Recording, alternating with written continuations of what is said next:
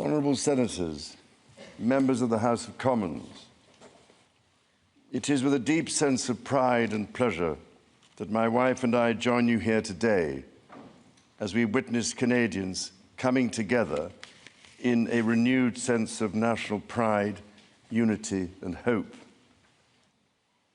I would like to acknowledge that we are gathered on the unceded territory of the Algonquin and Anishinaabe people. This land acknowledgement is a recognition of shared history as a nation, while continuing to deepen my own understanding. It is my great hope that in each of your communities and collectively as a country, a path is found toward truth and reconciliation in both word and deed. This is my 20th visit to Canada, spread over the course of more than half a century, and my first as sovereign. As I've said before, every time I come to Canada, a little more of Canada seeps into my bloodstream, and from there, straight to my heart. I've always had the greatest admiration for Canada's unique identity, which is recognized across the world for bravery and sacrifice in defense of national values and for the diversity and kindness of Canadians. To the First Nations, Inuit and Métis peoples, you have welcomed my family and myself to your traditional lands with great warmth and hospitality, for which I am humbly grateful. This year, we mark the 80th anniversary of VE Day and VJ Day. On Juno Beach, at Dieppe, on the Somme, at Beaumont-Hamel, at Ypres, and on Vimy Ridge. At those places and many others, forever etched into our memories, Canadians fought and died alongside our closest allies. Aujourd'hui, je vois des élus venant d'un bout à l'autre du Canada, de Saint-Jean's à Terre-Neuve et Labrador, de Victoria en Colombie-Britannique et d'Arviat au Nunavut. Je vois des gardiens des droits et libertés garantis par la Charte canadienne. En tant que roi, je tiens à vous remercier de vous mettre au service de vos compatriotes, d'un bout ou l'autre de ce grand et beau pays. You speak for your communities, representing an incredible richness of cultures, languages, and perspectives. We owe it to this generation and those who succeed us to think and act for the greater good of all.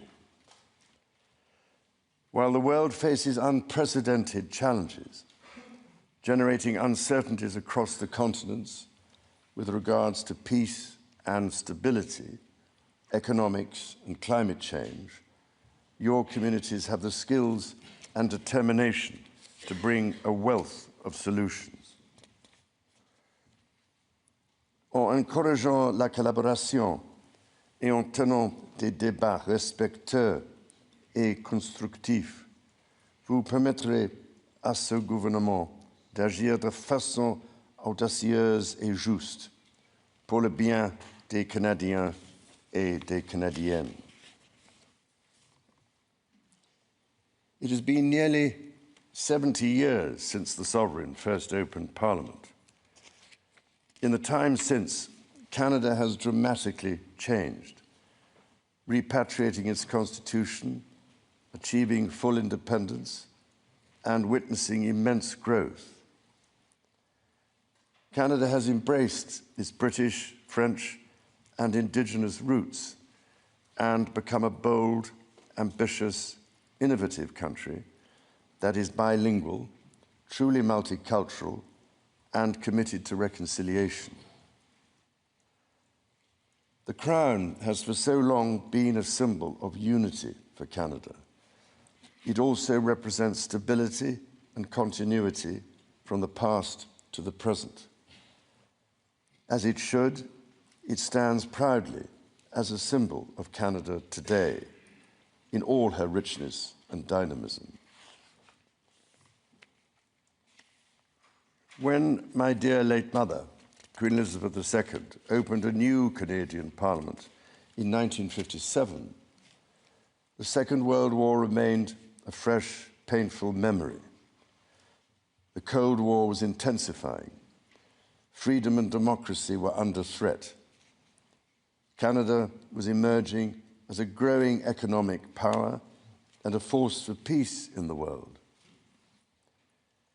In the decades since, history has been punctuated by epoch-making events: the Vietnam War, the fall of the Berlin Wall, and the start of the War on Terror. Today, Canada faces another critical moment. Democracy, pluralism, the rule of law, self-determination, and freedom are values which Canadians hold dear, and ones which the government is determined to protect. The system of open global trade that, while not perfect, has helped to deliver prosperity for Canadians for decades, is changing. Canada's relationships with partners are also changing. Il nous faut confronter la réalité. Depuis la Deuxième Guerre mondiale, notre monde n'a jamais été aussi dangereux et instable. Le Canada fait face à des défis qui, dans nos vies, sont sans précédent. Many Canadians are feeling anxious and worried about the drastically changing world around them. Fundamental change is always unsettling. Yet this moment is also an incredible opportunity for renewal, an opportunity to think big and to act bigger, an opportunity for Canada to embark on the largest transformation of its economy since the Second World War. A confident Canada, which has welcomed new Canadians, including from some of the most tragic global conflict zones, can seize this opportunity by recognizing that all Canadians can give themselves far more than any foreign power on any continent can ever take away. And that by staying true to Canadian values, Canada can build new alliances and a new economy that serves all Canadians.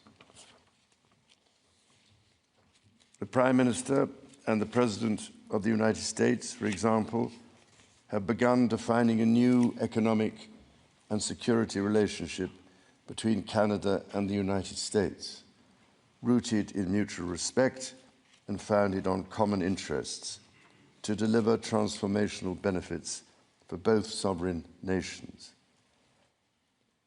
Simultanément, le gouvernement œuvre à renforcer ses relations avec des partenaires commerciaux et des alliés fiables. Sachons que le Canada possède ce dont notre monde a besoin et défend les valeurs que ce monde respecte. Le Canada est prêt à bâtir une coalition de nations qui partagent ces valeurs, qui croient en la coopération internationale et le libre-échange de biens, de services et d'idées.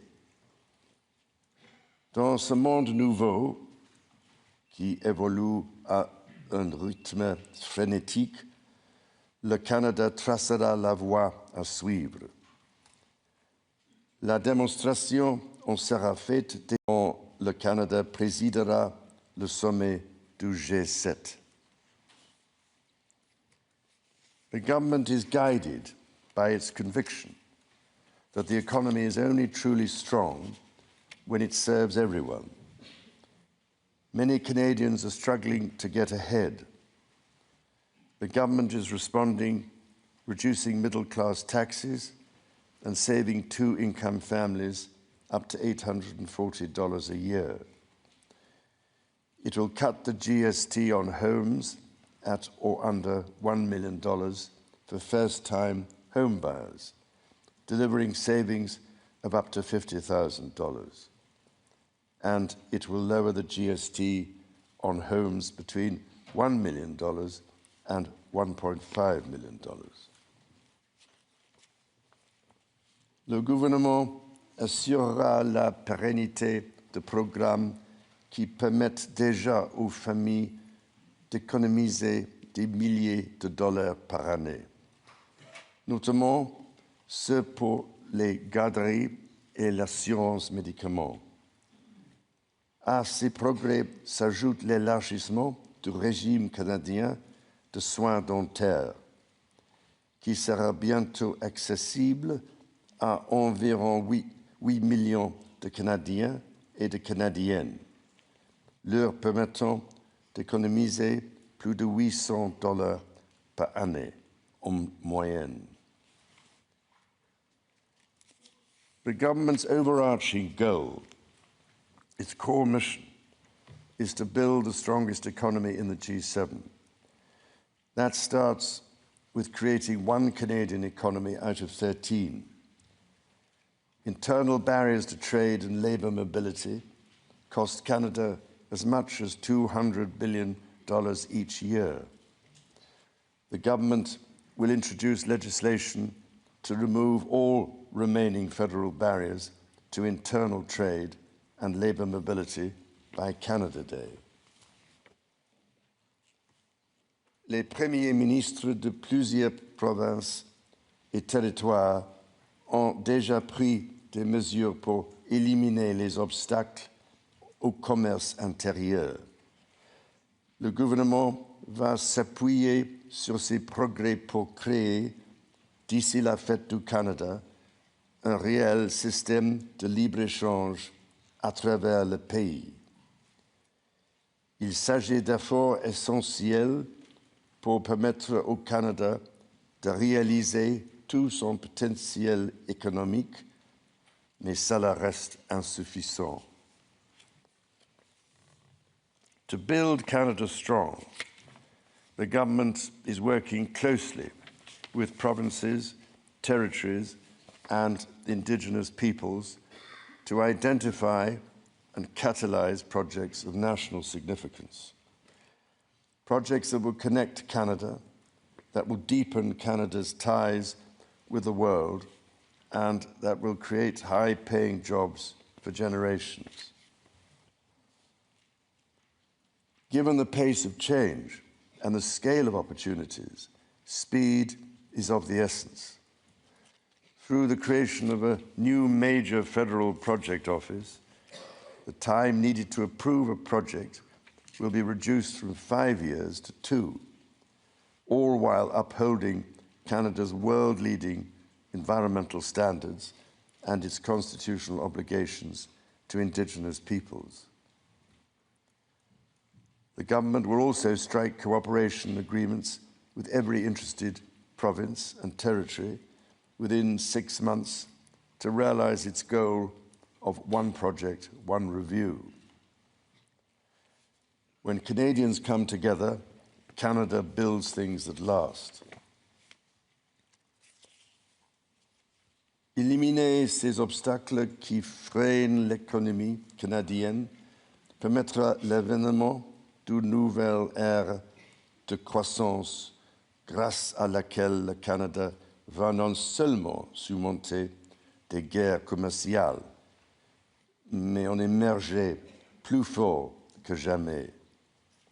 Cela lui permettra de devenir une superpuissance en matière d'énergie verte et conventionnelle, de bâtir une stratégie industrielle qui rendra le Canada plus compétitif à l'international, tout en luttant contre les changements climatiques, de bâtir des centaines de milliers de bonnes carrières dans les métiers spécialisés et donc de faire du Canada une plaque tournante pour la science et l'innovation.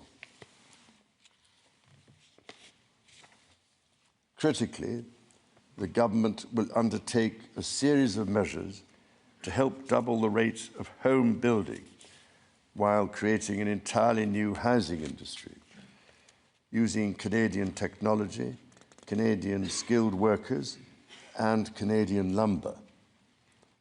The government will introduce measures to deliver affordable homes by creating Build Canada Homes. This mission-driven organization will act to accelerate the development of new affordable housing. It will invest in the growth of the prefabricated and modular housing industry, and it will provide significant financing to affordable home builders. The government will make the housing market work better, including by cutting municipal development charges in half for all multi-unit housing. The government will drive supply up to bring housing costs down. To be truly strong, Canada must be secure. To that end, the government will introduce legislation to enhance security at Canada's borders. Law enforcement and intelligence agencies will have new tools to stop the flow of fentanyl and its precursors. The Canada Border Services Agency will be given new powers to examine goods destined for export, to prevent the transport of illegal and stolen products, including cars. Le gouvernement protégera la souveraineté du Canada en rebâtissant, réarmant et réinvestissant dans les forces armées canadiennes.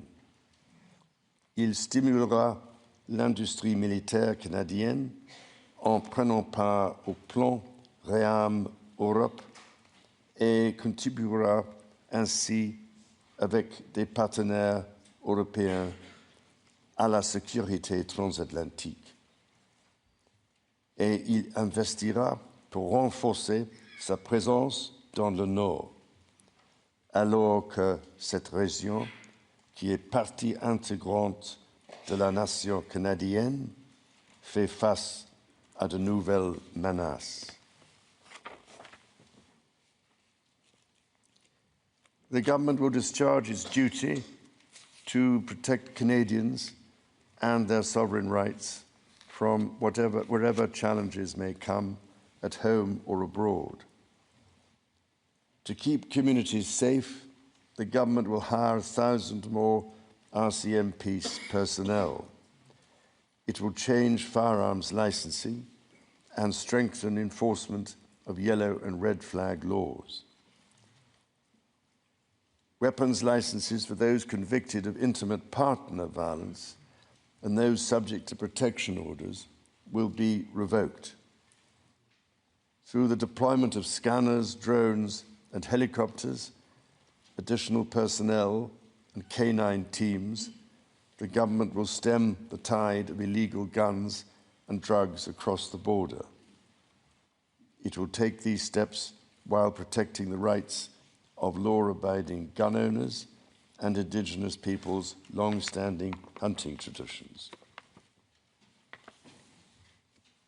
The government will bring a renewed focus on car theft and home invasions by toughening the criminal code to make bail harder to get for repeat offenders charged with committing these crimes, along with human trafficking and drug smuggling. During this time of great change, Canadians are uniting behind what makes Canada unique.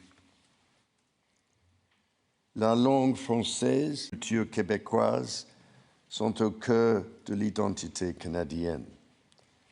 elles définissent le pays que les Canadiens, les Canadiennes et moi aimons tant. Le Canada est un pays où l'on respecte et célèbre les langues officielles et les langues autochtones. Le gouvernement est déterminé à protéger les institutions qui font rayonner ces cultures et cette identité dans le monde entier, comme CBC Radio-Canada. Protéger ce qui nous donne accès à des aliments frais, sains et de qualité, les producteurs agricoles, et protéger la gestion de l'offre. Nature is core to Canada's identity. In 2022, Canada convened COP15 in Montreal, which concluded with 196 countries striking a historic agreement to protect 30% of their lands and 30% of waters by 2030. To this end, the government will protect more of Canada's nature than ever before through the creation of new national parks, national urban parks, marine protected areas, and other conservation initiatives. The government will always protect the rights and freedoms that the Charter guarantees for every Canadian. The government will be a reliable partner to Indigenous peoples, upholding its fundamental commitment to advancing reconciliation. Central to this commitment is the creation of long-term wealth and prosperity with Indigenous peoples. For that reason, the government will double the Indigenous Loan Guarantee Program from $5 billion to $10 billion, enabling more Indigenous communities to become owners of major projects. As Canada moves forward with nation-building projects, the government will always be firmly guided by the principle of free, prior, and informed consent. Canada's immigration system has long been a source of pride for Canadians and of dynamism for the economy. The government is dedicated to rebuilding the trust of Canadians in immigration by restoring balance to the system. Le gouvernement instaurera une limite sur le nombre de travailleurs étrangers temporaires et d'étudiants internationaux, établissant un plafond qui, à partir de 2027, sera en deçà de 5% de la population canadienne. Simultanément, il attirera les meilleurs talents dans le monde pour bâtir l'économie.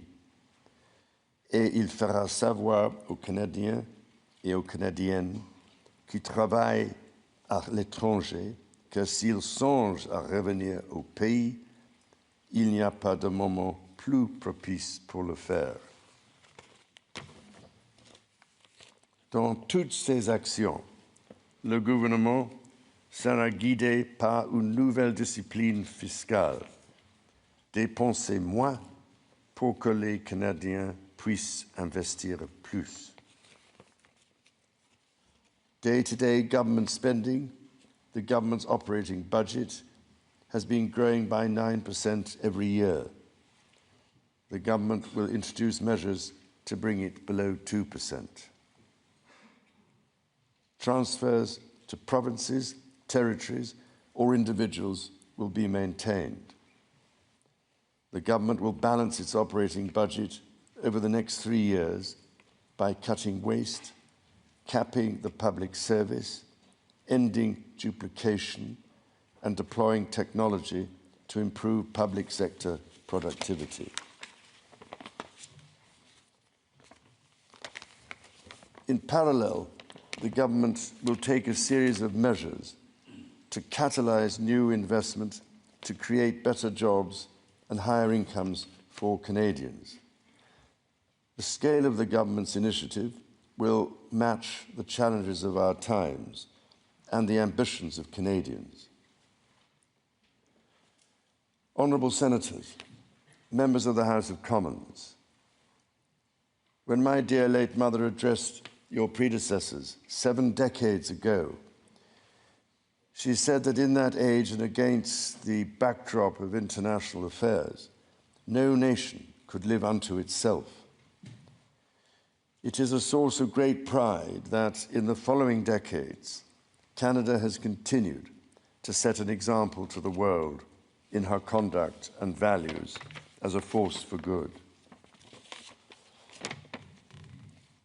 À vous et à l'ensemble du peuple canadien, mon épouse et moi-même adressons nos sincères remerciements pour cet accueil des plus chaleureux. As the anthem reminds us, the true North is indeed strong and free.